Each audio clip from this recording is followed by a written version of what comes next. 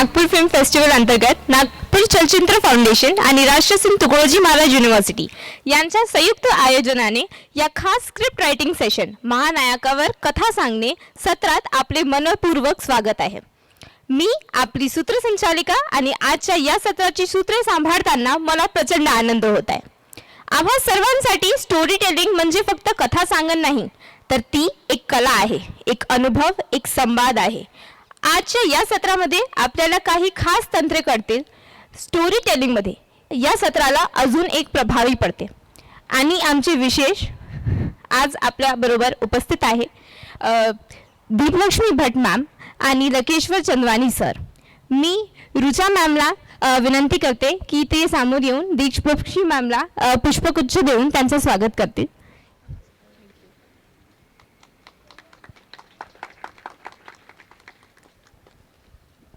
तसेच मी राहुल सरांना विनंती करते की ते समोर येतील आणि लकेश्वर चंद्रवंशी सरांना पुष्पगुच्छ देऊन त्यांचं स्वागत करतील।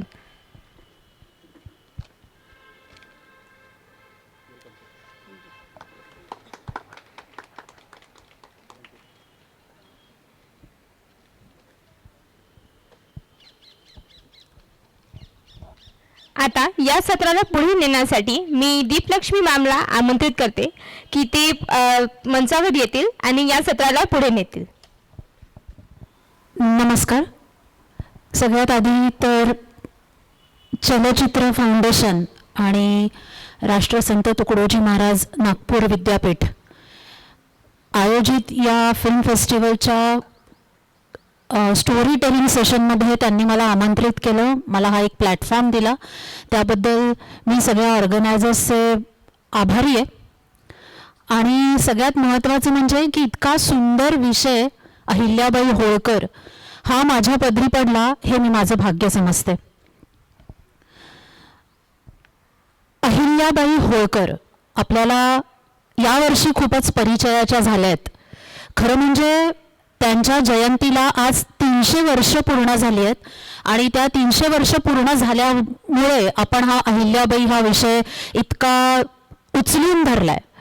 पण ही खरं म्हणजे आपल्यासाठी ट्रॅजेडीच म्हणायला पाहिजे, कारण आज त्या एवढ्या मोठ्या बाईने जे कर्तृत्व होतं तिचं जे कार्य होतं ते समजायला आज आपल्याला 300 वर्ष लागलेली आहेत। पण ठीक आहे, दुर्घटना से देर भली असं म्हणायचं आणि पुढे चालायचं। आज बघता बघता 300 वर्ष पूर्ण झालीत आणि आपण अहिल्याबाईंचं गौरव करतोय, त्यांच्या स्मृतींना उजाळा देतोय। आज मला या प्लॅटफॉर्मवर अहिल्याबाईंबद्दल अहिल्याबाईंची गोष्ट सांगायला जो मला चान्स दिला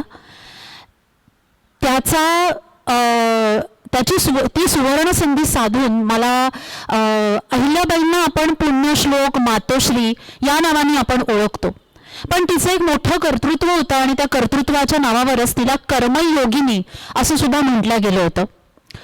आज जी अहिल्याबाई मला कळली आहे ती म्हणजे डॉक्टर मंजुश्री सरदेशपांडे यांनी लिहिलेली जी एकपात्री संहिता होती त्याचं जेव्हा मी सादरीकरण केलं त्या सादरीकरणातनं जी अहिल्या मला कळली ती मी आज तुमच्यासमोर मांडण्याचा प्रयत्न करते। अहिल्याबाई होळकर हे एक मध्य भारताच्या इतिहासातलं सोनेरी पान आहे। तिच्या शासनात, तिच्या राज्यकारभारात स्वातंत्र्य, सौख्य, शांतता, समृद्धी, सुरक्षितता, आत्मसन्मान, समता, न्याय अशा सगळ्याच बाबतीत तिची प्रजा अत्यंत खुश होती।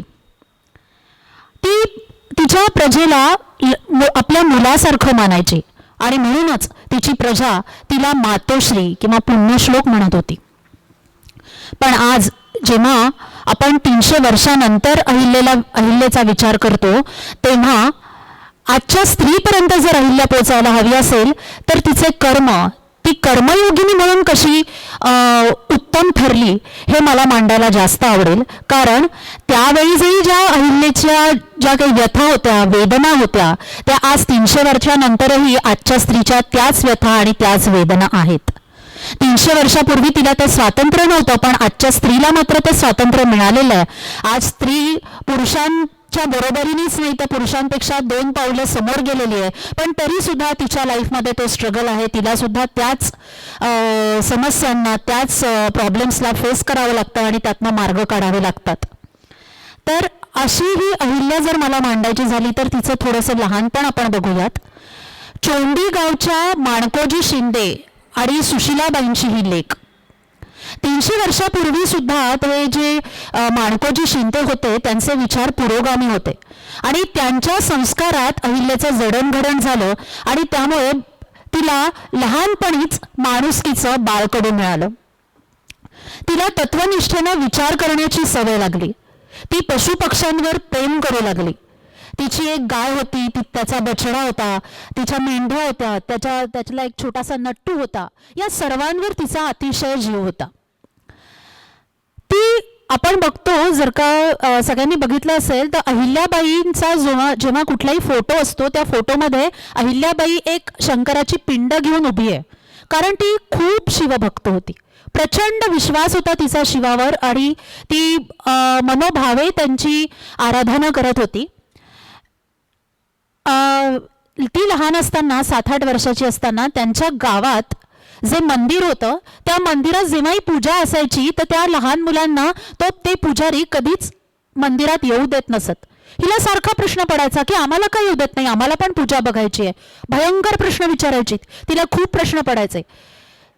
तर एकदा असंच झालं, त्या पुजारी काकांनी त्यांना त्या देवळातनं हाकलून दिलं कारण मोठी पूजा होती.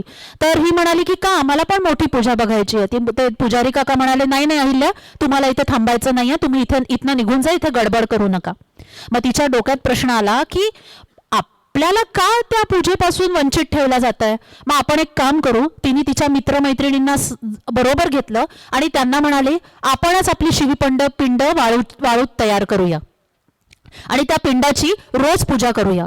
म्हणून त्या सगळ्या लहान मुलांनी मिळून एक वाळूची शिवाची पिंड तयार केली आणि रोज त्याची ते मनोभावे पूजा करत असत. एकदा अशीच त्यांची पूजा चाललेली असताना तिथे घोडेस्वार आले. ते घोडे अतिशय वेगवान होते आणि त्या घोड्यांचा वेग बघून तिच्या सगळ्या मैत्रिणी पळत सुटल्या आणि त्या तिलाही म्हणू लागल्या की अहिल्या उठ, अगं ते घोडे अंगावर येतील, उठ, चल पटकन पळ इथनं. पण अहिल्या म्हणाली अगं थांबा, आपले शिवभगवान, कारण तिला तिच्या शिवाला वाचवायचं होतं. त्या घोड्यांची पर्वा न करता, तिने स्वतःच्या जीवाची पर्वा न करता तिने त्या शिवपिंडावर आपलं शरीर झोकून दिलं आणि आपल्या बाहूमध्ये त्या शिवपिंडीला घेतलं. त्या घोडेस्वारांपैकी एक घोडेस्वार होते, ते म्हणजे मल्हारराव होळकर. या मल्हारराव होळकरांनी तिचं ते कर्तृत्व बघितलं, तिच्यातलं ते शौर्य बघितलं. त्यानंतर मल्हारराव त्यांच्या चोंडी गावातच काही दिवस राहायला होते. हिच्याच घरी होते, कारण हिचे वडील माणकोजी शिंदे हे त्या गावचे पाटील होते. त्या पाटलांच्या घरी हे मल्हारराव राहायचे. त्यामुळे हिचा संबंध खूप येत होता तिच्या वागण्यातनं आणि याच्यातनं त्यांना कळलं की ही सर्वसामान्य मुलगी नाही आहे, ही खूप हुशार आहे, तिला खूप प्रश्न पडतात आणि निर्भीडपणे ती ते प्रश्न विचारते. एकदा असंच होतं, त्या चोंडी गावात एक मंदिर बांधायचं चाललेलं असतं आणि त्या मंदिर बांधण्यासाठी भूमिपूजन करायचं ठरतं. तर त्या भूमिपूजनासाठी मल्हाररावांची बायको गौतमाबाई यांच्या हस्ते ते भूमिपूजन होणार असतं आणि तिथलं जे मंदिर आहे त्या मंदिरावर सुद्धा, त्या शिलेवर सुद्धा गौतमाबाईंचं नाव दिलं जाणार असतं. तिथे गौतमाबाई येतात. त्या भूमिपूजनासाठी गावातले सगळे लोक जमतात. हे मल्हारराव आणि त्यांचे सगळे प्रजाजन, सगळे राज्यकारभारी सगळेजण तिथे जमतात आणि भूमिपूजनाला सुरुवात होते. कुऱ्हाड मारताच तिथल्या जमिनीवर पाणी येतं, त्यांना पाणी लागतं आणि मग ही सगळीकडे सगळे गाववाले खुश होतात. सगळीकडे गप्पा गोष्टी सुरू होतात की अरे इथे पाणी लागलंय, पाणी लागलंय, पाणी लागलंय. ही ते बघते, ही तिथे असतेच, ही ते बघते आणि तिच्या मनात येतं की अरे इथे जर पाणी लागलंय तर मग इथे विहीर खोदली पाहिजे. म्हणून ती, कोणी बाकी हिंमत करत नाही पण ती मात्र हिंमत करते आणि ती सरळ जाते आणि मल्हाररावांना म्हणते की सुभेदारजी, आता जमिनीला पाणी लागलंय तर आपण इथे विहीर खोदूयात का. गौतमाबाईंना भयंकर राग येतो, कारण त्यांचं नाव तिथे लिहिलं जाणार असतं. त्या म्हणतात की नाही, इथे मंदिर बांधायचं ठरवलं ना, मग इथे मंदिरच बांधलं गेलं पाहिजे. पण ती म्हणते मल्हाररावांना की आपल्या गावात मंदिरं खूप आहेत, पण विहीर नाही आहे, पाणी नाही आहे. पाणी आणायला आपल्या गावातल्या बायकांना, म्हाताऱ्या बायकांना सुद्धा खूप दूर नदीवर पाणी आणायला जावं लागतं. तिथली पायवाट खूप काटेरी आहे, दगडांनी भरलेली आहे. त्यांना खूप समस्यांना सामोरं जावं लागतं. मग आज देवाच्या कृपेनं आपल्या जमिनीला पाणी लागलंय, तर आपण तिथे विहीर खोदली तर सगळ्या गावाला त्याचा फायदा नाही का होणार? तिच्या त्या निर्भीडपणानं आणि इतक्या सहजतेनं जो ती प्रश्न मांडून गेली, कुठेतरी समाजकार्यातच तिने आपलं कॉन्ट्रीब्युशन दाखवलं आणि त्या मल्हाररावांना तिचा विचार पटतो आणि तिथं मंदिर नाही तर विहीर खोदली जाते. शिवपिंडाला वाचवणं, मंदिराच्या जागी विहीर खोदली जाणं, अशा तिच्या कर्तृत्वानं जणू काही शिव भगवान जे होते ते तिच्यावर खुश झाले असतील आणि कदाचित तिचं भविष्य त्याच काळी लिहिलं गेलं असेल की तिला स्वतःचं मी पण विसरून साऱ्यांची सावली व्हायचंय. असंच एकदा तिची मैत्रीण असते रेणू. तिचं लग्न होऊन पहिल्यांदा ती आपल्या माहेरी आलेली असते आणि श्रावण सोमवार वगैरे असतात. तर श्रावण सोमवाराच्या दिवशी त्यांच्या गावातल्या मंदिरात शंकराची मोठी पूजा असते आणि तुमची जी काही इच्छा असेल ती इच्छा जर तुम्हाला शिवाला सांगायची असेल तर त्या शिवाच्या पिंडीवर एक कमळाचं फूल वाहून आपली इच्छा त्यांना व्यक्त करायची असते. तर एकदा असं होतं की यांच्या घरी मल्हारराव आणि बाकीचे सगळे लोक जेवायला बसलेले असतात. तिची आई अहिल्याला म्हणते की अहिल्या चल पटकन पानं वाढून घे, कर ते कर ते कर. ती सगळं करते आणि त्याच्यानंतर स्वतःचं पान घेऊन जेवायला बसते. आई म्हणते अगं तुला सगळ्यांबरोबर जेवता नाही येणार. ती म्हणते का, मला भूक लागली आहे. आई म्हणते नाही, मुलींनी असं सगळ्यांबरोबर जेवू नये. असं का? तर ती मल्हार तिचे वडील पण म्हणतात की हो, मुलींनी नंतर जेवायचं असतं, मुलींनी मुलांबरोबर जेवायचं नसतं. मग ती म्हणते की असं का? ते म्हणते नाही, आपल्याला देवानी तसंच सांगितलंय. तर ती म्हणते की देवाने जर असं सांगितलंय मग देवानी एकाच वेळी मुलांना आणि मुलींना सारखीच भूक का दिली? एकाच वेळी त्या दोघांनाही भूक लागते, मग त्यांनी जेवायचं का नाही? हे असे प्रश्न तिला खूप पडतात. मग तिला हे प्रश्न त्या देवाला म्हणजे शिवपिंडीला विचारायचे असतात.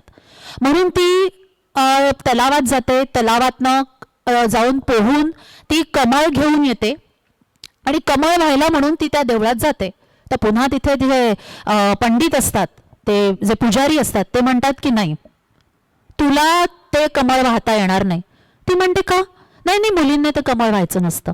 ती म्हणते हो पण प्रश्न मला पडले आहेत, मला शिवाशी बोलायचं आहे. मग मला शिवाशी बोलायचं असेल तर मलाच कमळ वाहावं लागेल ना. ते म्हणते नाही नाही, तू एक काम कर, तू तुझं कमळ तुझ्या वडिलांना दे, ते वाहतील.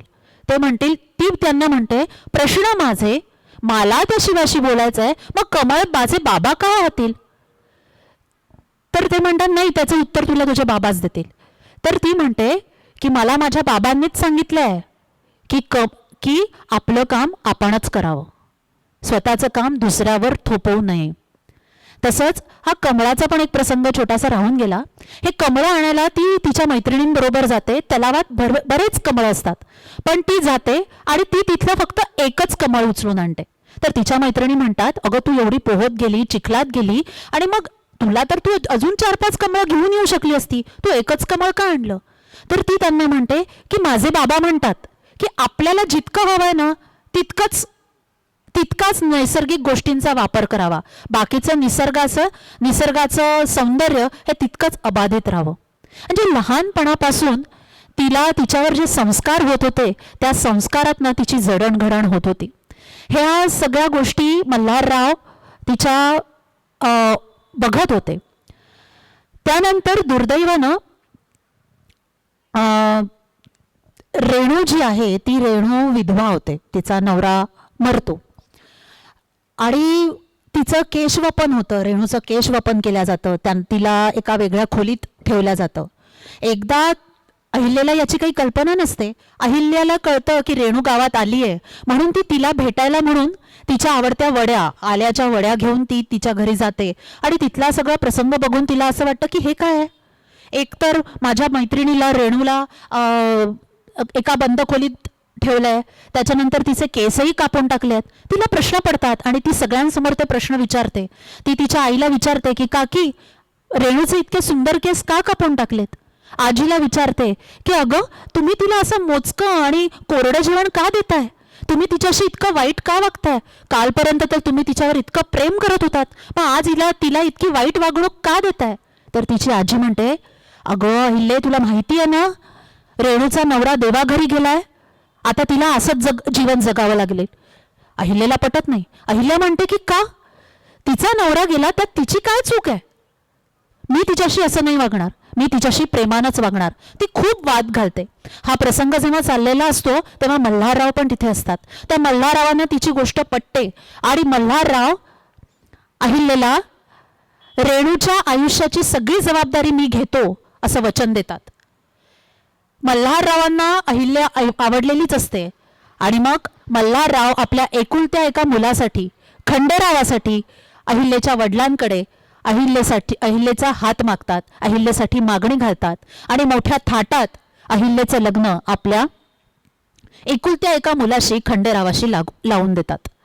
आता अहिल्या जेव्हा महेश्वरला येते आणि ती एका सामान्य घरातनं आलेली असते, त्यामुळे तिथल्या राजवाड्यातल्या चालीरीती तिला फार माहिती नसतात. आणि गौतमाबाईंनी तर बघितलेलं असतं ही अहिल्या किती प्रश्न विचारते, किती वाद घालते. त्यामुळे तिला, त्या गौतमाबाईंना काही अहिल्या फारशी आवडलेली नसते किंवा राज्य दरबारातल्या बऱ्याच लोकांना ती आवडलेली नसते. पण मल्हाररावांपुढे कोणाचं चालत नाही म्हणून त्यांना तिचा स्वीकार करावा लागतो. मग गौतमाबाईंना खूप प्रश्न पडतात की ही मुलगी इतके प्रश्न विचारते, इतके वाद घालते, आता हिचं कसं होणार, हिला आपण कसं नांदणार. पण हळूहळू अहिल्या त्यांचं सुद्धा मन जिंकते.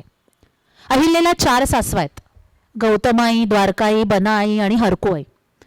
तर गौतमाईंच्या कडक शिस्तीत ती वाढत असते आणि द्वारकाई मात्र तिच्याशी मोजकच वागत असतात. हरकुआईंचा मात्र तिच्यावर फार जीव असतो, त्या खूप तिला सांभाळून घेतात. अशा ह्याच्यात खंडेराव जे आहेत ते खंडेराव एकुलते एक चिरंजीव असल्यामुळे अतिशय लाडात वाढलेले आहेत. ही खंडेरावांना छोटे सुभेदार म्हणते. खंडेराव हुशार असतात पण स्वच्छंदी आणि तापट असतात. त्यामुळे मल्हाररावांना वाटतं की खंडेराव जे आहेत ते राज्यकारभार करण्याच्या योग्यतेचे नाही आहेत आणि फारसा खंडेरावांना त्या राज्यकारभारात फारसा रस सुद्धा नसतो. त्यामुळे मल्हारराव विचार करतात की आपण राज्यकारभाराचे सगळे सूत्र किंवा राज्यकारभाराची जबाबदारी जर आपण अहिल्यावर दिली तर ती ते योग्य प्रकारे सांभाळू शकते, कारण तिच्यातली हुशारी, तिच्यातली कर्तबगारी मल्हाररावांनी ओळखलेली असते. तिला शिक्षणाची सुद्धा आवड असते आणि हे सगळं ओळखून मल्हारराव अहिल्याचं लग्नानंतर शिक्षण सुरू करतात. तिचं शिक्षण सुरू होतं.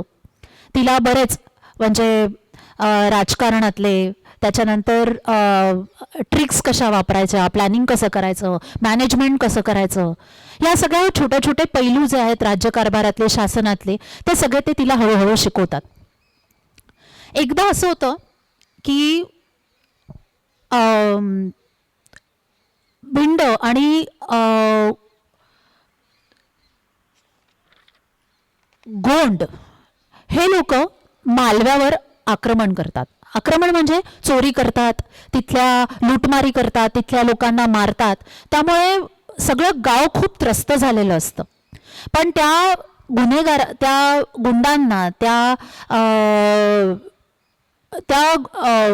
गुंडांना युद्ध करून त्यांना नमवणं या लोकांना शक्य नसतं.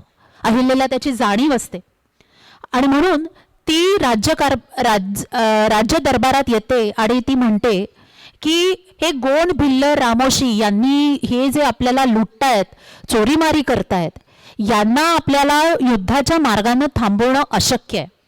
तेव्हा हे लुटमारी का करतात, ही चोरीमारी का करतात, हे इतकं वाईट का वागतात, याचा जर आपण विचार करू शकलो तर कदाचित आपल्याला काहीतरी त्याच्यावर उपाययोजना करता येईल. तर ती म्हणते, मी याच्यावर विचार केलाय. मला असं वाटतं की त्यांच्याकडे रोजीरोटी नाही, त्यांच्याकडे उदरनिर्वाहाचं साधन नाही, त्यांच्याकडे पैसा नाही आणि म्हणून ते लूटमारी करून आपलं उदरनिर्वाह करतायत, आपलं पोट पाळतायत. तर आपण जर त्यांच्या उदरनिर्वाहाचा प्रश्न मिटवू शकलो तर कदाचित आपण या सगळ्यावर तोडगा काढू शकतो. मग काय करायचं? तर ती म्हणते की आपल्या आजूबाजूला ज्या पडीक जमिनी आहेत त्या पडीक जमिनी जर आपण यांच्या हवाले केल्या, किंवा आपल्या गावात येणाऱ्या प्रत्येक वस्तूवर, येणाऱ्या आणि जाणाऱ्या प्रत्येक वस्तूवर कर घेण्याचा अधिकार जर आपण रामोशींना दिला, तर त्यांना उदरनिर्वाहाचं साधन निर्माण होईल. आणि बरं, आपल्या या भागात कुठेही चोरी झाली तर त्या चोरीचा तपास लावण्याची जबाबदारी सुद्धा आपण रामोशांवर देऊयात. तर लोक म्हणतात की अरे ते स्वतः चोर आहेत आणि आपण त्या चोरांना म्हणायचं चोरी पकडा. ती म्हणते की हो, त्यामुळे काय होईल, त्यांना त्यांची जबाबदारीची जाणीव होईल आणि ते आपली जबाबदारी पाळतील. त्यांच्याकडे उदरनिर्वाहाचं साधन आहे, त्यामुळे त्यांच्याकडे पैसाही असेल आणि कुठेतरी या चोरीला, या गुन्हेगारीला आळा बसेल. त्याचबरोबर त्यांच्या प्रांतातले जे दारू गाळणारे आणि दारू विकणारे आहेत ती त्यांनाही समोर बोलवते आणि त्यांना म्हणते की आम्ही जर तुम्हाला भाग भांडवल दिलं तर तुम्ही दुसरा धंदा सुरू कराल का? अशा प्रकारे ती असे सोल्युशन काढते की युद्धही नको, युद्धामुळे होणारी हानी नको, आणि शिवाय जे संकट मालव्या प्रांतावर येत आहेत त्यावर सुद्धा ती तोडगा काढत असते. अशा प्रकारे ती लोकांच्या अधिकाधिक जवळ जाते.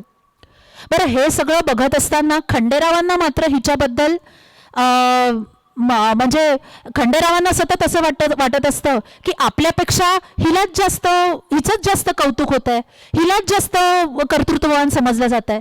त्यामुळे त्यांना तिच्याबद्दल एक काय म्हणतात त्याला, एक राग त्यांच्या मनात असतो. तिच्याबद्दल त्यांना एक असं वाटत असतं की आपल्याच घरी ही आली, लहान असतात ना ते सुद्धा, आपल्या घरी ही आली, आपल्या घरी ही राहते आणि कौतुक मात्र हिचं होतं. माझे बाबा हिचंच कौतुक करतात आणि मला सतत रागवत असतात, म्हणून ते तिचा राग करतात. पण अहिल्या मात्र तसं करत नाही. तिच्या हे जेव्हा लक्षात येतं की हे आपल्याबद्दल खंडेरावांच्या मनात अशी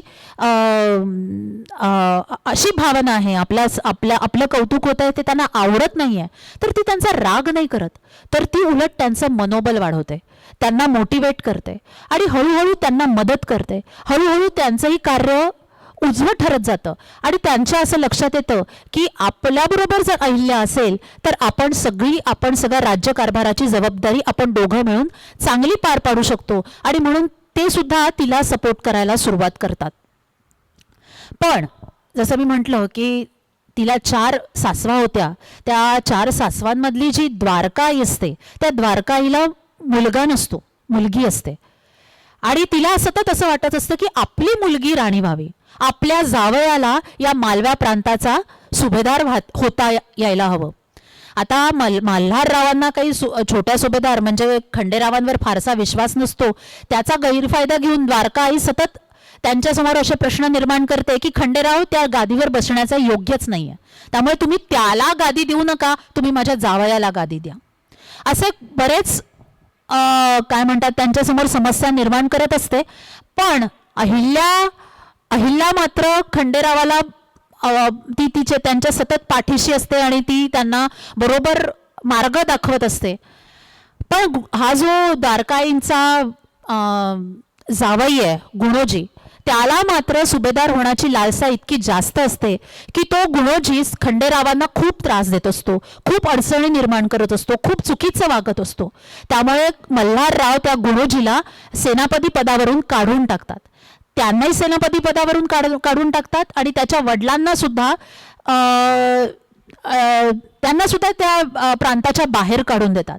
त्यामुळे गुणोजी आणि त्याचे वडील हे भयंकर संतापतात आणि खूप अडचणी आणि खूप प्रॉब्लेम्स क्रिएट करतात. एकदा अहिल्या आणि खंडेराव एका छावणीत असतात. त्या छावणीत हा गुणाजी जो आहे हा तिथे त्या छावणीमध्ये काय म्हणतात बारूद पसरवून ठेवतो. पण ही अहिल्या इतकी चपळ असते, तिला ती बारूद पसरवलेली कळते आणि ही बारूद या गुणोजींनी पसरवून ठेवलेली आहे आणि आपल्या जीवाला धोका निर्माण केलेला आहे हे जेव्हा तिच्या लक्षात येतं तेव्हा ती संतापते आणि ती त्या गुणोजीला बाहेर काढण्याचा किंवा त्याचं जे कृत्य आहे ते सगळं मल्हाररावांसमोर आणते. आणि मग गुणोजी जो आहे तो आपल्या वडिलांचा सूर उगवतो आणि धनाजी सुद्धा संतापलेला असतो, म्हणजे हा गुणोजीचे वडील सुद्धा संतापलेले असतात आणि ते एक योग्य वेळ पाहून अहिल्यावर मागून वार करतात. पण अहिल्या तत्पर असते, ती तो पाठीमागून केलेला वार ओळखते आणि त्या धनाजीला तिथंच ठार करते. गुणोजीच्या मनात हा राग असतोच. मग गुणोजी खंडेरावाच्या शत्रूला मिळतो आणि खंडेरावाचा घात करतो आणि खंडेरावाला मारून टाकतो. अहिल्या पदोपदी खंडेरावाला गुणोजीबद्दल समजावून सांगण्याचा प्रयत्न करते की गुणोजीवर विश्वास ठेवू नका किंवा हे करू नका. पण खंडेरावाला काही माणसांची पारख नसते आणि खंडेराव गुणोजीला पुन्हा स्वतःबरोबर करतात. तो माफी मागतो आणि त्याला माफ करतात, पुन्हा सेनापतीपद बहाल करतात आणि अशा अव्यावहारिक कामामुळे खंडेरावाचा मृत्यू होतो. आता त्या काळी विधवा जी असते तिला सती जावं लागतं, पण हिचं कर्तृत्व इतकं मोठं असतं किंवा हिने इतकं कर्तबगारीनं ही जीवन जगत असते की मल्हाररावांना म्हणजे तिच्या सासऱ्यांना असं वाटतं की हिनं सती जाऊ नये. तर ते तिला पूर्णपणे कन्व्हिन्स करतात की तू सती जाऊ नको, कारण मालव्याची सगळी जी जबाबदारी आहे ती तुझ्यावर आहे. पण ही म्हणते की ही इतकी अलर्ट असते आणि इतकी काय म्हणतात की इतकी प्रॅक्टिकल जरी असली तरी तिला तिच्या कर्तव्यांची जाणीव असते. तिचं खंडेरावांवर खूप प्रेम असतं आणि तिने खंडेरावांची साथ आयुष्यभर दिलेली असते. तर तिला असं वाटत असतं की मरणानंतर सुद्धा मी त्यांची साथ दिली पाहिजे, म्हणून ती खरं म्हणजे सती जायला तयार असते. पण मल्हारराव तिला असं म्हणतात की अगं, तू जर सती गेली तर आपल्या मालव्याचं काय होईल? तुला जर सती जायचं आणि पती धर्मच स्वीकारायचा होता तर तू मालव्याची आई का झाली? कारण आता मालव्याची प्रजा तुझ्याकडे एका विश्वासानं बघते. या खंडेरावानंतर तुझ्यावर त्यांची सगळी जबाबदारी आहे, तेव्हा तू सती जाऊ नको. पण त्या दुःखात सुद्धा तिला जे प्रश्न पडतात ती असं म्हणते की तुम्ही मला सती जाण्यापासून रोखताय, पण खंडेरावांबरोबर जे अनेक सैनिक मारले गेले त्यांच्या बायका मात्र सती गेल्या, तुम्ही त्यांना नाही रोखलं. पण आज जेव्हा माझ्यावर प्रश्न आलाय, तुमच्या राणीवर किंवा तुमचे जबाबदारी घेणाऱ्या माझ्यावर सुनेवर जेव्हा सती जाण्याचा प्रसंग आलाय, तेव्हा तुम्हाला ही सतीप्रथा वाईट आहे असं तुम्हाला सुचवायचंय. पण ते असं म्हणतात की नाही, आम्ही सुद्धा शास्त्राला धरूनच सांगतोय आणि तू सती न जाऊन कुठलंही चुकीचं वागत नाहीयेस, कुठेही अधर्म करत नाहीयेस. कारण आपल्याच धर्मात असं लिहिलेलं आहे की ज्या स्त्रीला मुलं आहेत त्यांना सती जाणं बंधनकारक नाही. त्यांच्या या एका पैलूवर, या एका धर्मात लिहिलेल्या गोष्टीवर ती विश्वास ठेवते आणि मालव्याची जबाबदारी तिच्यावर आहे याची जेव्हा तिला जाणीव होते तेव्हा ती सती जात नाही आणि ती एक मुलगा म्हणून खंडेरावाच्या जागी ती मल्हाररावांची आणि अख्ख्या मालव्याची जबाबदारी घेते. त्याचबरोबर एकदा असं होतं की खंडेरावांचा एक मित्र असतो परीक्षित, तो मालव्याला येतो आणि मी तुम्हाला सांगितलंच की मल्हाररावांनी अहिल्याची जी मैत्रीण आहे, जी विधवा झाली होती, तिची सगळी जबाबदारी घेतलेली असते, त्यामुळे ती पण मालव्यालाच असते. हा परीक्षित जेव्हा येतो तर परीक्षित आणि रेणूचं एकमेकांवर प्रेम होतं आणि प्रेम झालं तर आता त्यांना लग्न करायचं असतं. इथे एका विधवेलाच जगण्याची परवानगी नाही, तर विधवेला पुनर्विवाहाची परवानगी समाज देईल का त्या काळात? नक्कीच नव्हतं. हे जेव्हा गावकऱ्यांना कळतं की परीक्षित आणि रेणू एकमेकांशी लग्न करतायत आणि रेणू पुनर्विवाह करतेय, तेव्हा हे सगळे गावकरी परीक्षितला मारायला आणि रेणूला तर जवळपास जाळायलाच त्यांच्या घरी पोचतात. अहिल्याला हे जेव्हा लक्षात येतं तेव्हा अहिल्या तिथे पोचते आणि हा प्रसंग किंवा हा जो ही जी समस्या आहे ती राज्य दरबारात आणते आणि ती म्हणते की या राज्य दरबारात आपण ठरवूयात की यांच्या पुनर्विवाहाचं काय करायचं. आचार्य भयंकर संतापलेले असतात आणि आचार्य खूप तिला बोलतात की हे धर्माच्या बाजूनी नाही आहे, तुम्ही अधर्म करताय, तुम्ही चुकीच्या चालीरीती करताय, एका विधवेला पुनर्विवाहाचा अधिकारच नाही आहे, तिला आनंदाने जगताच नको यायला. तर ही म्हणते की एक मुलगी विधवा होते यात तिचा काय दोष आहे? आणि माझी मैत्रीण रेणू ही तर लहान आहे, ती बालविधवा आहे, तर तिला का पुनर्विवाहाचा अधिकार नाही? तर आचार्य असं म्हणतात की नाही, आपल्या सगळ्या रूढी परंपरेमध्ये परंपरा ही विधवा विवाहाला मान्यता देत नाही आणि म्हणून आपण विधवा विवाह मान्य करायला नको. ते वरून असं म्हणतात की आपली रूढी, आपली परंपरा असं सांगते, आपला धर्म असा सांगतो, एका विधवेला रुचकर जेवणाचा सुद्धा अधिकार नाहीये. आणि अहिल्याबाई, तुम्ही त्या रेणूला पुनर्विवाहाचा अधिकार देताय म्हणजे जवळपास तुम्ही तिला शारीरिक सुख मिळवून देताय. इथे जेव्हा तुम्हाला रुचकर जेवायचा अधिकार नाही आहे, तिथे तुम्ही शारीरिक सुख त्या विधवेला कसं मिळेल याचा जर विचार करत असाल तर तुम्ही किती परंपरेच्या विरोधात बोलता आहात.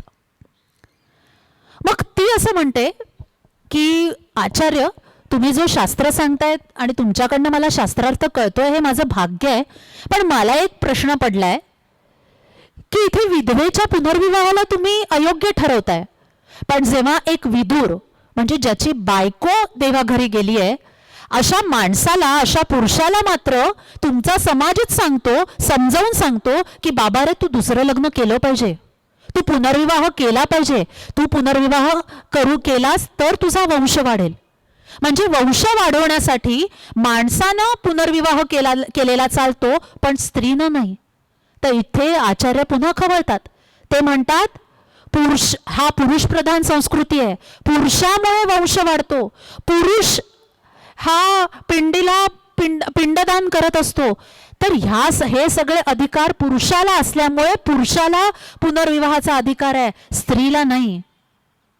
स्त्री हे एका पापाचं शरीर आहे, तिच्या शरीरामुळे तपोभंग होतात आहेत.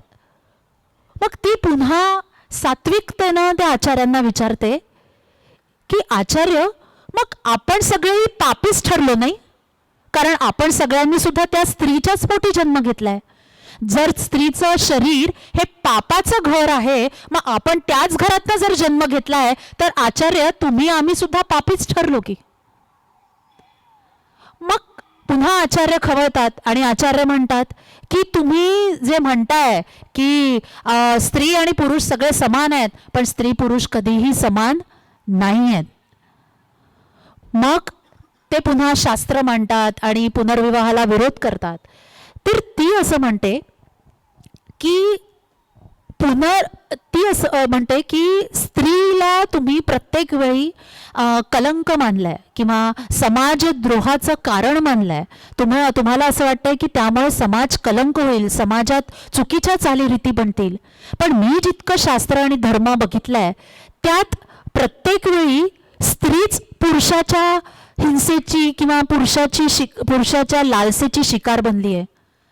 एका स्त्रीमुळे त्याचा तपोभंग झाला असे प्रसंग फार कमी घडलेत. कारण द्रौपदीचं वस्त्रहरण करणाराही पुरुषच होता आणि सीतेला पळवून नेणारा, अपहरण करणाराही पुरुषच होता.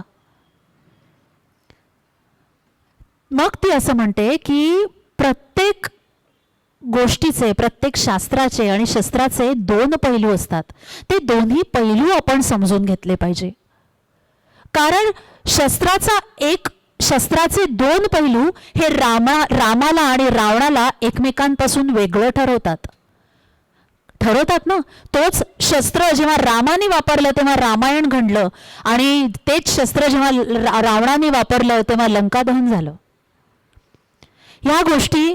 मग ती म्हणते की आपल्या शास्त्रात मनुष्याच्या जीवनाचे, मनुष्याच्या तत्वाचे, मनुष्याच्या आनंदाचे, मनुष्याच्या दुःखाचे असे कितीतरी पैलू या धर्मग्रंथात मांडले आहेत, आपल्या शास्त्रात मांडले आहेत. त्यामुळे ज्यांनी कोणी हा धर्मार्थ लिहिलेला असेल, ज्यांनी ते धर्म लिहिणारे किती कर्तबगार असतील. ती असं म्हणते की तुम्ही ज्या शास्त्र समोर करून रेणूच्या किंवा विधवेच्या पुनर्विवाहाला मान्यता देत नाहीये, चुकीचं ठरवत आहे, तेच शास्त्र असं म्हणतं.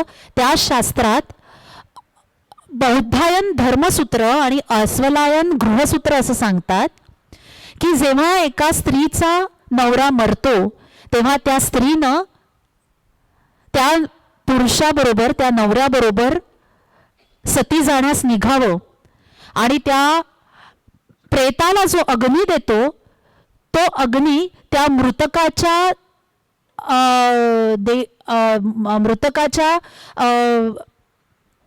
मृतकाला असं सांगत असतो की ही जी स्त्री, जी तुझी बायको आहे, तिनं आयुष्यभर पतिधर्म स्वीकारलाय, तिनं पतिधर्माचं पालन केलेलं आहे. तेव्हा आज ती तुझ्याबरोबर सती जर जाते आहे आणि तुझ्याबरोबर त्या तिरडीवर ती झोपली आहे, तर तिला हात धरून उठव आणि तिला म्हण की बाई, तुझा पतीचा जरी मृत्यू झाला असेल तरी तुला जगायला हवं, तुला तुझ्या मुलांसाठी जगायला हवं. तेव्हा तू अशा पुरुषाचा स्वीकार कर, अशा पुरुषाला निवड जो तुझं पाणी ग्रहण करायला तयार होईल. म्हणजेच याचा अर्थ आपल्या शास्त्रात, आपल्या धर्मग्रंथात, या बौद्धायन धर्मग्रंथात एका विधवेला पतीच्या अंतिम संस्काराच्या आधीच पुनर्विवाहाची परवानगी मिळालेली आहे. परवानगी नसून विनंती केलेली आहे. म्हणजे जिथे तुम्ही शास्त्राच्या गोष्टी सांगताय, तो शास्त्रच या विधवेच्या पुनर्विवाहाला मान्यता देतोय, तर आपण त्या शास्त्राप्रमाणे रेणू आणि परीक्षितच्या लग्नाला परवानगी दिली पाहिजे.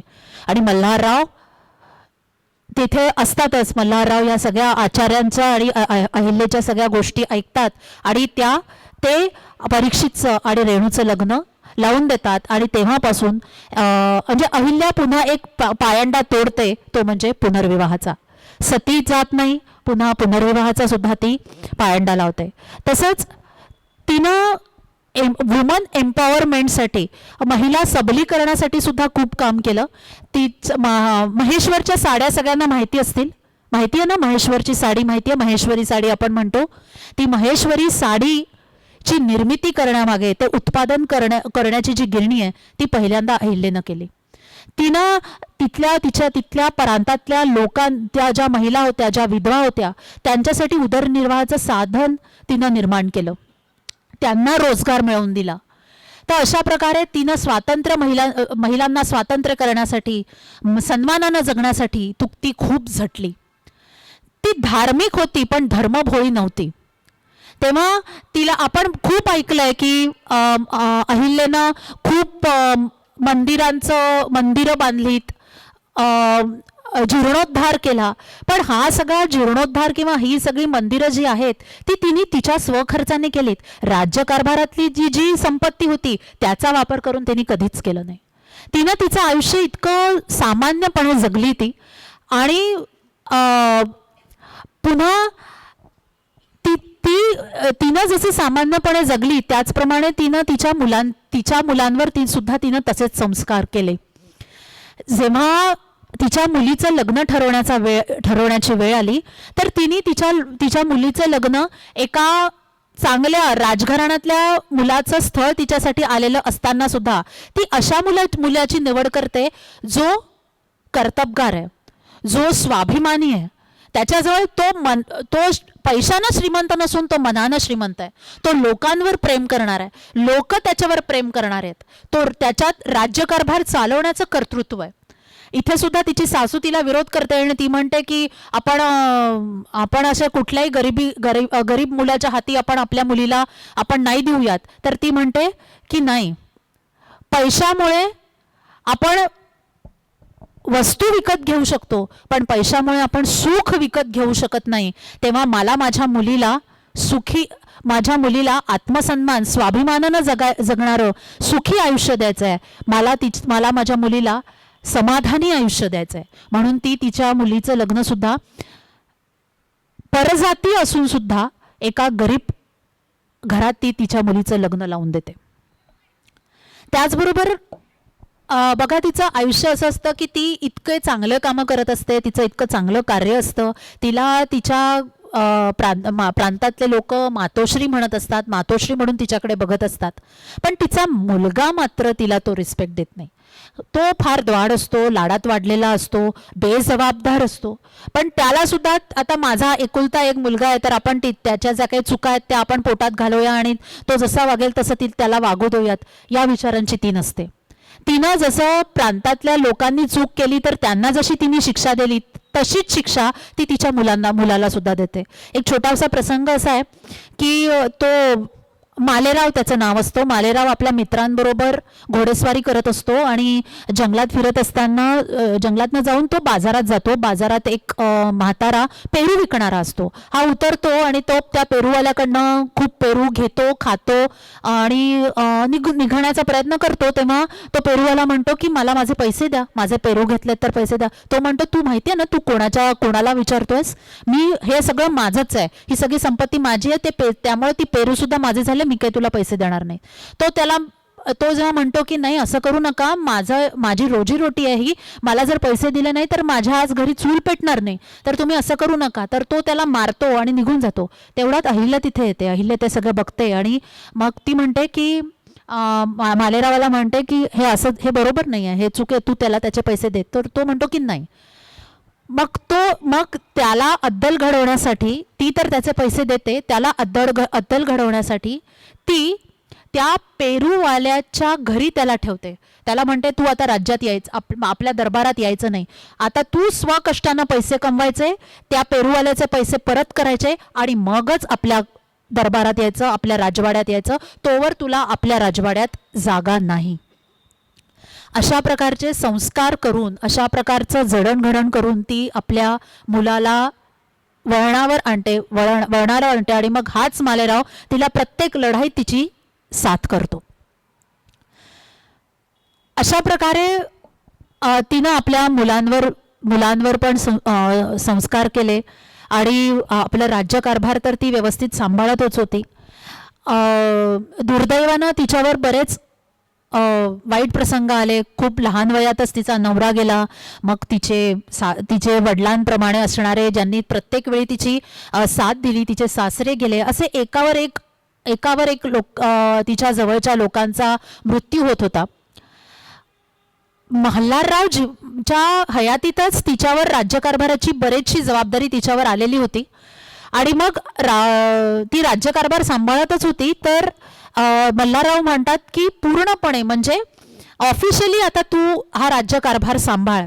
तेव्हा त्या प्रांतातले बाकीचे जे लोक असतात त्यांना ती गोष्ट पटत नाही. त्यांना एका महिलेच्या हाताखाली काम करायचं नसतं, त्यामुळे ते विरोध करतात आणि मग ते म्हणतात की नाही, आम्हाला हे मान्य नाही.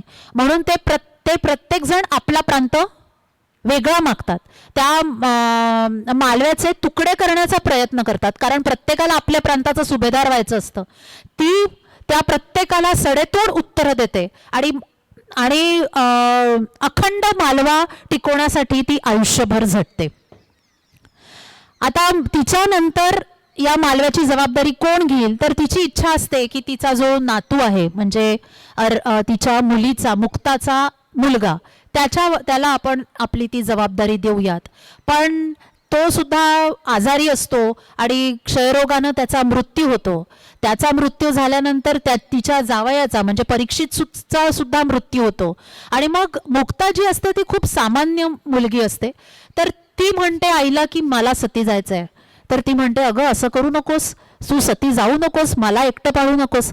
तर मुक्ता म्हणते की अगं आई, मी अतिशय सामान्य मुलगी आहे, तू मला विनवणी करू नकोस. तुझ्या पायाचं पाणी प्यावं, तीर्थ म्हणून पाणी प्यावं असं तुझं कर्तृत्व आहे, तू मला कसली विनंती करतेस. पण तू मला समजून घेण्याचा प्रयत्न कर. ही प्रजा सगळी तुझ्या मुलंच आहेत, पण आज तुझंही वय झालंय. काही वर्षांनी तू जर मला सोडून गेलीस तर मला आत्महत्या करायची वेळ येईल. त्यावेळी मी कशी जगणार आहे, मी एकटी कशी जगणार आहे, तेवढं सामर्थ्य माझ्यात नाही, मी तुझ्या इतकी खंबीर नाही.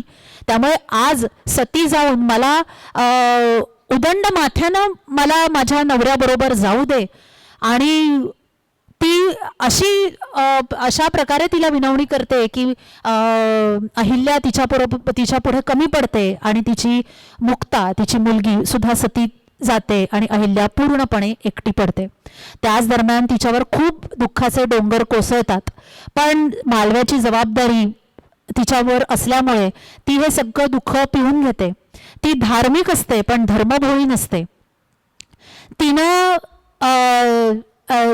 तिने कधीच तिच्या म्हणजे धार्मिक होऊन आणि किंवा धर्मापोटी ती कधीच उगीच दौलत, तिची जी दौलत आहे, तिची जी संपत्ती आहे ती उधळत नसते. ती योग्य ते निर्णय घेते. ती अनाथांना हात देण्यात आणि ज्यांचं चुकलं त्यांना कठोर शिक्षा करण्यातच ती आपली म्हणजे तिची ती नीती असते आणि त्यामुळे प्रजा तिच्यावर अत्यंत खुश असते. ते प्रजा नेहमी तिचा आदर करते आणि म्हणूनच तिला ते पुण्यश्लोक आणि मातोश्री म्हणत असतात. त्यानंतर मात्र खरड्यामध्ये जेव्हा निजामांचा हे मराठा लोक पराभव करतात आणि पुन्हा जेव्हा मराठ्यांचा विजय होतो तेव्हा मात्र ही सुटकेचा निश्वास सोडते आणि मग तिला असं वाटतं की कुठेतरी आपलं कर्तृत्व, आपण जे राज्यकारभाराचं स्वप्न बघितलं आहे, शासनाचं स्वप्न बघितलं आहे, ते आता कुठेतरी पूर्ण होईल आणि अखंड मालवा आणि अखंड महाराष्ट्र आणि अखंड भारत आपण आता निर्माण करू शकू किंवा त्या वाटचाल आपली सुरू झाली आहे. हा जेव्हा तिला या खरड्याच्या लढाईत जेव्हा आपला विजय होतो तेव्हा तिला ते जाणवतं आणि मी जसं सांगितलं तसं तिच्यावर दुःखाचे डोंगर कोसळलेले असतात. ती एकटी पडत चाललेली असते, त्यामुळे ती खंगत चाललेली असते आणि म्हातारपण पण आलेलं असतं आणि अतिशय सामान्य आणि अतिशय शांतपणे तिचा मृत्यू होतो. पण तरीसुद्धा तिनं असं सांगितलेलं असतं की माझ्या मृत्यूनंतर सुद्धा मला साधेपणानंच माझी आठवण काढा, कुठेही माझी समाधी बांधू नका किंवा कुठेही माझ्या म्हणजे जो एक काय म्हणतात त्याला म्हणजे कुठेही माझ्यासाठी माझ्या नावासाठी पैसा खर्च करू नका, कुठलीही संपत्ती त्या प्रकारे वाया घालवू नका. तेव्हा आज जर का आपण बघितलं तर महेश्वरला सुद्धा एका छोट्याशा खोलीमध्ये तिची समाधी बांधलेली आहे आणि आपण जर का बघितलं तर इंदोरला आहे एक अहिल्या युनिव्हर्सिटीला अहिल्यादेवी युनिव्हर्सिटी नाव घेतलेलं आहे, पण तरीसुद्धा आपण जागोजागी पुतळे किंवा हे सगळं बघतो तर ते कुठेही केलेलं अहिल्याच्या नावानं केलेलं आपण बघत नाही.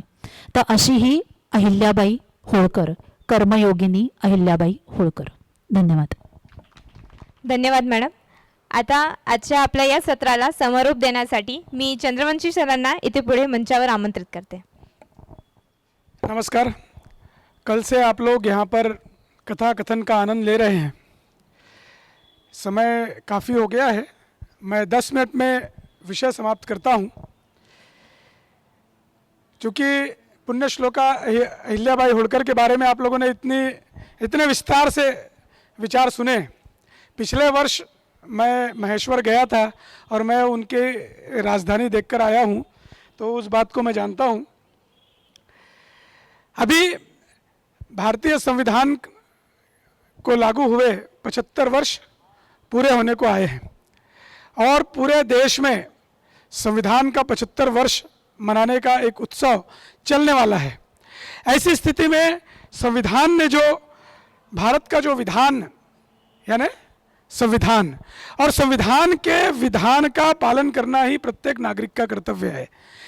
बाबा साहब आम्बेडकर ने पूरे जीवन भर जो संघर्ष किया है, उस संघर्ष के परिणाम स्वरूप जो हमें संदेश प्राप्त होता है वो संविधान से हमें सीखने को मिलता है.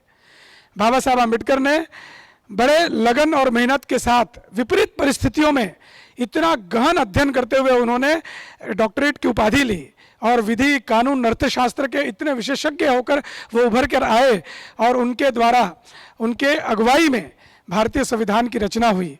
और हमें बड़े सौभाग्य की बात है कि इस संविधान के 75 वर्ष हम मनाने जा रहे हैं. एक महत्वपूर्ण बात है कि स्वामी विवेकानंद ने कहा था कि सामान्य व्यक्ति का उत्थान करना ही सर्वश्रेष्ठ धर्म है और सभी को अपने आचरण द्वारा इस धर्म का पालन करना चाहिए. स्वामी विवेकानंद के संदेश को प्रत्यक्ष रूप से हम कहीं देखते हैं तो वो बाबा साहब आम्बेडकर में दिखता है. बाबा साहब आम्बेडकर ने अपने पूरे जीवन में जो बात बताए हैं और जो उन्होंने जो विचार रखे हैं उसको 3 शब्दों में हम समझ सकते हैं. पहला है समता, दूसरा है बंधुता और तीसरा है एकता. तो जो समता है कि सभी समाज के सभी वर्गों में, सभी जातियों में एक समानता का भाव हो, और समता और बंधुता कहीं पर ऊंच नीच भेदभाव ऐसा कुछ भी चीज़ ना हो, इसके लिए बंधुता का भाव सबके अंदर होना चाहिए। और तीसरा है एकता, और सामाजिक एकता के लिए हमें साथ मिलकर काम करना है। अब ये संविधान के जो ये तीन जो सूत्र है, समता, बंधुता और एकता, इन तीनों को ही हम अपना जीवन का आधार बना लेंगे, नागरिक कर्तव्य का आधार बना लेंगे, तो हम विजन जो विकसित भारत का जो स्वप्न हम 2047 में देख रहे हैं, उसे आसानी से हम प्राप्त कर सकते हैं। अब ये जो कर्तव्य, जब संविधान की जब भी बात होती है तो हमेशा अधिकारों की बात होती है। कहते हैं कि संविधान ने सबको अधिकार दिए हैं, अधिकारों की चर्चा हमेशा होती है और राजनीतिक पटल पर हमेशा ये बार बार उभर कर आता है। लेकिन संविधान जिस तरह से अधिकार देता है, उसी तरह वह कर्तव्य की भी बात करता है। तो हमें कर्तव्यों का पालन, संविधान के में जो विधान किए गए हैं, उस विधान का अनुपालन अपने जीवन में हो, इसके लिए हमें एक नागरिक के रूप में अपनी भूमिका निभानी होगी। आज हम देखते हैं कि रोज समाचार पत्रों में हम लोग देखते हैं कि रोज जहां हम देखते हैं कि अनियंत्रित होकर गाड़ियां चलती है और एक्सीडेंट होते हैं और कई लोग मर जाते हैं उस कारण से। तो क्या होता है कि एक नागरिक के रूप में हम अपने दायित्व को भूल गए, हम ट्रैफिक सिग्नल का पालन नहीं करते हैं। अभी भी ये बड़ी विसंगति की बात है, हम विश्वविद्यालय के परिसर में हैं, लेकिन पढ़े लिखे लोगों को समझाना पड़ता है कि आप रेड सिग्नल पर रुकिए। मैं अभी कई चौराहों पे देखे जहाँ पर रोटरी क्लब वालों ने कुछ कार्यकर्ता को रखे और वो एक तख्ता लिए खड़े होते हैं कि रेड सिग्नल है, इसका आप लोग पालन कीजिए। तो पढ़े लिखे लोगों को भी यदि ये बताया जाए कि रेड सिग्नल पर रुकना है, तो ये बड़ी विसंगति की बात है और हमें इन विसंगतियों को दूर करना है। ये हो गया कि पहले हम अपने ट्रैफिक नियमों का पालन करें, हम अपने आप को भ्रष्टाचार के व्यवस्था में न लाएं। हर जगह पे आज पैसे के माध्यम से या फिर कोई अन्य माध्यम से हमेशा भ्रष्टाचार दिखाई देता है।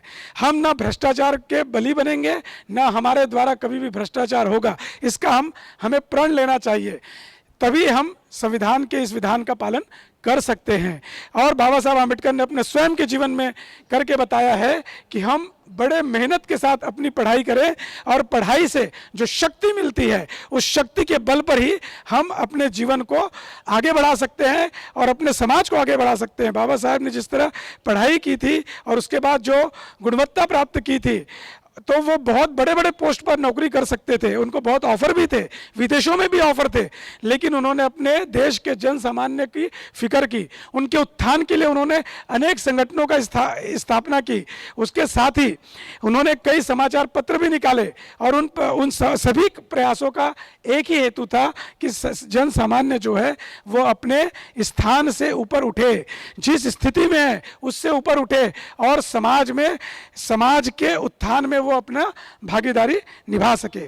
स्वामी विवेकानंद कहा करते थे कि सिंह के पौरुष से युक्त परमात्मा के प्रति अटूट निष्ठा से संपन्न, पवित्रता की भावना से उद्दीप्त सहस्त्रों नर नारी देश के एक कोने से दूसरे कोने से जाकर समता, बंधुता और मुक्ति का संदेश देंगे। स्वामी जी का यही विजन था जो आज भी बहुत लोगों की प्रेरणा का स्रोत बनकर रहा है। हमने इस पोस्टर में जितने चित्र देखे उन सब के बारे में हमने इन 2 दिनों में सुनने का प्रयत्न किया, लेकिन 2 छोटे बालक जो हमें दिखाई दे रहे हैं उनके बारे में बताना रह गया है। सिंह की बात हुई तो हम 2 सिंह बालकों, वीर बालकों के बारे में बात सुनेंगे। गुरु गोविंद सिंह के 4 पुत्र थे, साहिबजादे, 4 साहिबजादे थे, भाई अजीत सिंह, भाई जुझार सिंह, भाई फतेह सिंह और जोरावर सिंह। ये चारों वीर, इनका इतना जबरदस्त आदर्श हम लोगों के सामने है, जिसका अध्ययन करेंगे तो प्रत्येक व्यक्ति के हृदय में धर्म के प्रति और अपने देश के प्रति जो गौरव होता है उसका हम लोग दर्शन कर सकते हैं। जब मुगलों ने आनंदपुर साहिब को घेर लिया था तो उस जगह से गुरु गोविंद सिंह जी अपने सहयोगियों के आग्रह पर उस आनंदपुर साहब से बाहर निकलने का उन्होंने निर्णय लिया और वो सब निकल गए और लाखों की संख्या में मुगल सेना ने उस आनंदपुर साहब को घेर लिया था। और जब वो बाहर निकले तो भयानक युद्ध हुआ, जिसमें अजीत सिंह और जुझार सिंह वीर गति को प्राप्त हुए। बड़ी वीरता के साथ उन्होंने मुगलों का सामना किया। लेकिन दो जो छोटे बच्चे फतेह सिंह और जोरावर सिंह अपनी दादी माँ गुजरी देवी के साथ वो सिरसा नदी को पार करके एक गांव में आए जहाँ कम्मो नाम की एक जो परिवार है, कम्मो नाम की जो महिला है, उनके घर में वो रुकी, वो उनकी सेवा करते थे। लेकिन वहीं पर एक जो 22 वर्षों तक गुरु गोविंद सिंह के यहाँ जो भोजन बनाता था, वह गंगू पंडित जो था, उसने कहा कि यहाँ ऐसी अवस्था में मत रहिए, आप मेरे घर चलिए। और उन्होंने आग्रह किया और उनके आग्रह पर ये दो छोटे बालक और माता गुजरी जो उनकी दादी माँ हैं वो तीनों निकल पड़े। और गंगू ने अपने घर पे रखा और घर का दरवाज़ा बंद कर दिया और उन्होंने मुगलों को खबर दे दी कि गुरु गोविंद सिंह का जो परिवार है, जो दो छोटे बच्चे और गुरु गोविंद सिंह की माता जी जो है वो हमारे पास है, और उन्हें पकड़ लिया गया।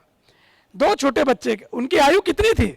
एक बच्चा जो था वो 5 वर्ष और 10 महीने का था और दूसरा बालक जो था वो 7 वर्ष और 11 महीने का था।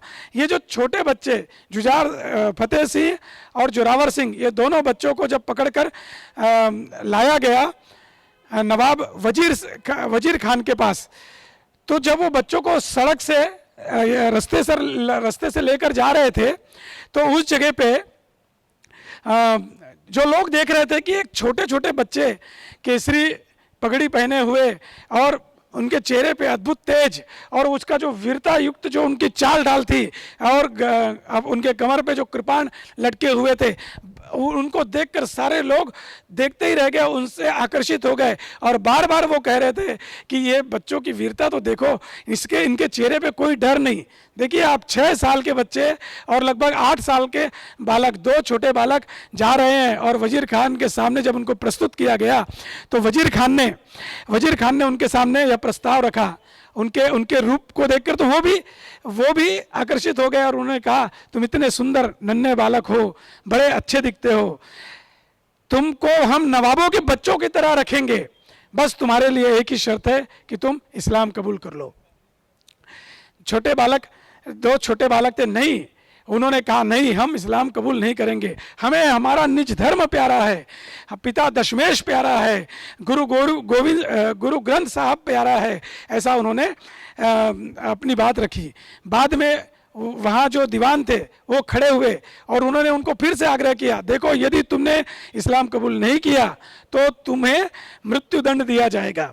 बच्चे बोले, हम डरते नहीं हैं, हमारे दादाजी गुरु तेग बहादुर ने धर्म की रक्षा के लिए अपना शीश कटाया था और मेरे दोनों बड़े भाई मुगलों के साथ युद्ध कर रहे हैं बड़ी वीरता के साथ, और मेरे गुरु पिता गुरु गोविंद सिंह वह भी इतने वीर हैं कि उनके आह्वान पर लाखों सैनिक तैयार होते हैं और वो कहते हैं कि 1.25 लाख से एक लड़ाऊं तब गुरु गोविंद सिंह नाम कहाऊं। हमारे एक एक सिखों के पास 1.25 लाख लोगों की शक्ति है, तो इसलिए हम किसी से डरते नहीं है। और उन्होंने जोर से आवाज लगाई, जो बोले सो निहाल, तो सबने कहा सत श्री अकाल।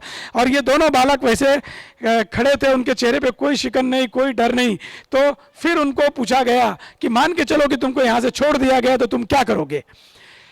तो फतेह सिंह बोला कि हम यहां से छूट गए तो हम फिर से सैनिक तैयार करेंगे और अपनी सैन्य शक्ति बढ़ाकर हम तुम्हारे साथ आक्रमण करेंगे, तुम पर आक्रमण करेंगे।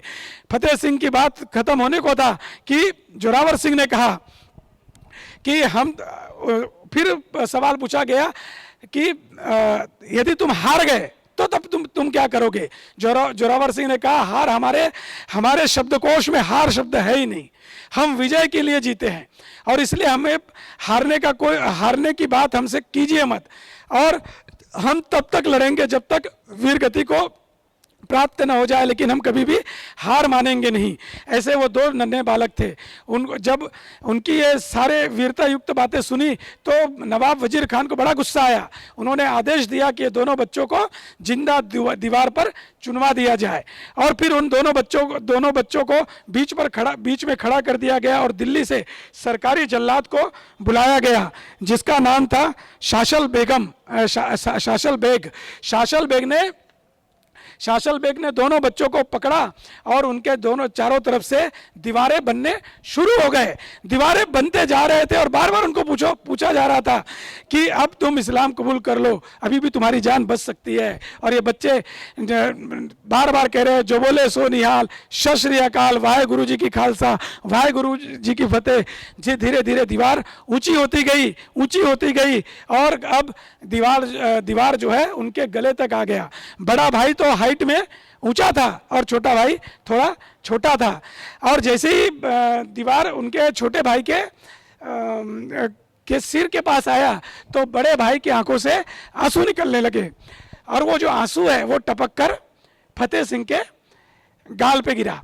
फतेह सिंह ने अपने भाई की ओर देखा और कहा, भाई आप बलिदान होने से डर रहे हैं क्या? मृत्यु से आपको डर लग रहा है क्या? तो जोरावर सिंह ने कहा, नहीं, मैं मृत्यु से नहीं डर रहा हूं। देखो, हमारे पूरे हमारी जो पीढ़ी है वो सब धर्म के लिए बली हुए है। अब जो छोटा भाई है वो उसकी तरफ देख ही रहा है। बड़ा भाई जब बोलता है कि मैं मृत्यु से नहीं डरता, मुझसे तो मृत्यु खुद डरती है, लेकिन मैं सोच रहा हूं कि मैं तेरे से बड़ा हूं, लेकिन तुझे धर्म के लिए बलिदान होने के लिए तू पहले बलिदान होगा, क्योंकि तेरी हाइट जो है, तुम्हारी जो ऊंचाई है वो छोटी है, और मैं कैसा अभागा हूं कि मैं तेरे बाद बलिदान होऊंगा। ऐसा बोलता है तो छोटा भाई जो है उसको बड़ी तसल्ली होती है और उसे अपने भाई पर गर्व होता है और जोर से जयघोष होता है कि जो बोले सो निहाल, सत श्री अकाल। ये लाइट की वजह से मुझे ज़्यादा दिखाई नहीं दे रहा है। अभी ये जितने युवा है यहाँ पर, एक गीत गाएंगे क्या? पीछे वाले? तो एक अच्छा गीत जो इस घटना को लेकर बना है, जैसा भी सुर है मेरा, आप सुर में सुर मिला लीजिए और मेरे पीछे नारे लगाइए, जो बोले सो निहाल, जो बोले सो निहाल, भारत माता की। कहीं परवा झुके भी हैं, आवाज नहीं आ रही। वो छोटे बालक तो देश और धर्म के लिए बलिदान हो गए, लेकिन हम लोगों को उनसे प्रेरणा लेकर कम से कम गीत को तो अच्छा गा ले। हम लोग गाएंगे, तैयार? आवाज बिल्कुल शेर जैसे होनी चाहिए, ठीक है? कहीं परवा झुके भी हैं, कहीं दरिया रुके भी हैं, नहीं झुकती जवानी है, नहीं रुकती रवानी है, गुरु गोविंद के बच्चे, जोर से बोलिए, उम्र में थे अगर कच्चे, गुरु गोविंद के बच्चे, उम्र में थे अगर कच्चे, मगर थे सिंह के बच्चे, धर्म ईमान के सच्चे, गरज कर बोल उठे थे यूं, सिंह मुख खोल उठे थे यूं, नहीं हम झुक नहीं सकते, नहीं हम रुक नहीं सकते, हमें निज देश प्यारा है,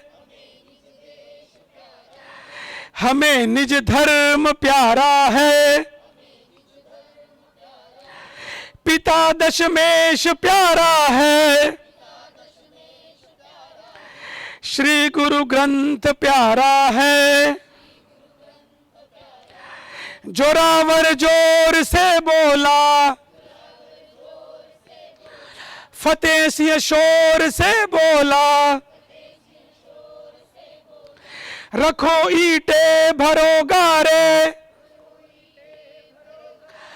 रखो ईटे भरो गारे, चुनो दीवार हत्यारे, निकलती श्वास बोलेगी, हमारी श्वास बोलेगी, यही दीवार बोलेगी, हजारों बार बोलेगी, हमारे देश की जय हो,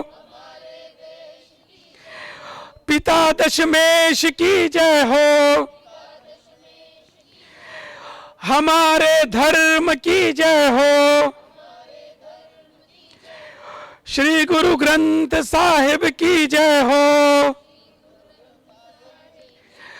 तो बोलो भारत माता की, जो बोलो सोनिहाल, जो बोलो सोनिहाल, वंदे, मेरे से ज्यादा आवाज आनी चाहिए आपकी, वंदे वंदे। तो बोलो भारत माता की, भारत माता की, भारत माता की। नमस्कार। आपले खूप खूप आभार सर. आता वेळ आली आहे सुवर्ण काळातील एका अजरामर चित्रपटाचा आस्वाद घेण्याची, विंटेज फिल्म स्क्रीनिंगची, जिथे सुवर्ण काळातील अप्रतिमय अभिनय, जिवंत कथा आणि अविस्मरणीय संगीताचा अनुभव घेण्यासाठी आपल्याला संधी मिळेल. The screen will be begin now. Enjoy the show. Thank you.